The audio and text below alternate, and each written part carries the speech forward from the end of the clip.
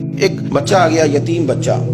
اس نے آ کے عرض کی حضور 3 گھر میں افراد ہیں، میں، میری بہن اور میری بیوہ ماں. والد حضور چلے گئے اور آج نا 3 دن ہو گئے روٹی کوئی نہیں کھائی.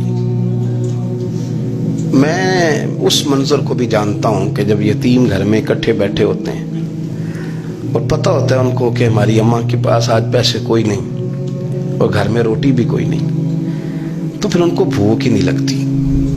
ہاں نہیں لگتی.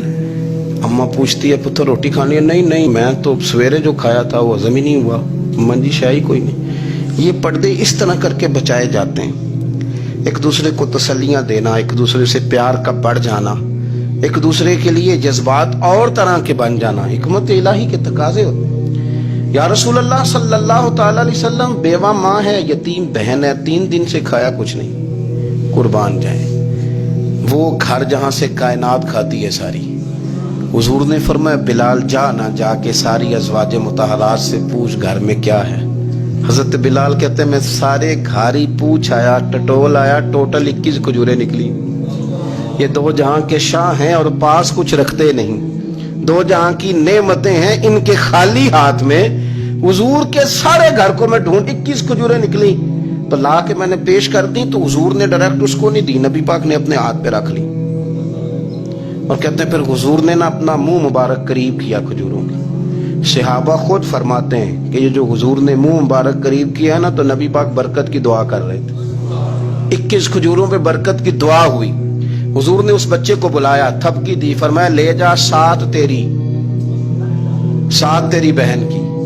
انہیں معمولی نہ سمجھنا ہو. تو حضرت بلال کہتے ہیں حضور 3 بھی دے دینا کبھی تو 30 سال ختم ہی نہیں ہوتی. 30 سال گزر جاتے ہیں، نکالتے رہو کھاتے رہو، ختم ہی نہیں ہوتی. حضرت سیدنا ابو ہریرہ رضی اللہ تعالیٰ عنہ فرماتے ہیں حضور نے فرمایا 7 تیری، 7 تیری بہن کی، 7 تیری والدہ کی، اور 7 حضور نے اور بھی تلقین فرمائی. فرمایا ایک سویرے کھایا کرنا، ایک شام کو کھایا کرنا. یہ لے جا. حضرت سیدنا بلال حبشی کہتے ہیں رضی اللہ تعالیٰ عنہ کہ بچہ لے کے جب باہر نکلا تو حضرت سیدنا معاذ ابن جبل دوڑ کے گئے اور جا کے بچے کے سر پہ شفقت سے ہاتھ پھیرا. کا فکر نہ کرنا، رب کریم تجھے بہترین سرپرست عطا کرے گا. پتر پریشان نہ ہونا، اللہ تیری مدد کرے گا. صرف حوصلہ دیا، سر پہ دست شفقت پھیرا.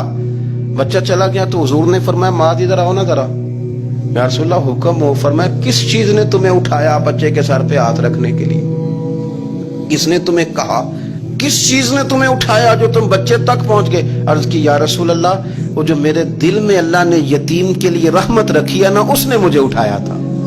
اور میں نے جا کے اس کے سر پہ دست شفقت پھیرا. تو حضور فرمانے لگے سن پھر، جو کسی یتیم کے سر پہ خالی ہاتھ بھی پھیر دے، جتنے بال اس کے ہاتھ کے نیچے آئیں گے نا، رب اتنی خطائیں معاف کرے گا، اتنی نیکیاں دے گا، اتنے درجے اس کے بلند کر دے گا.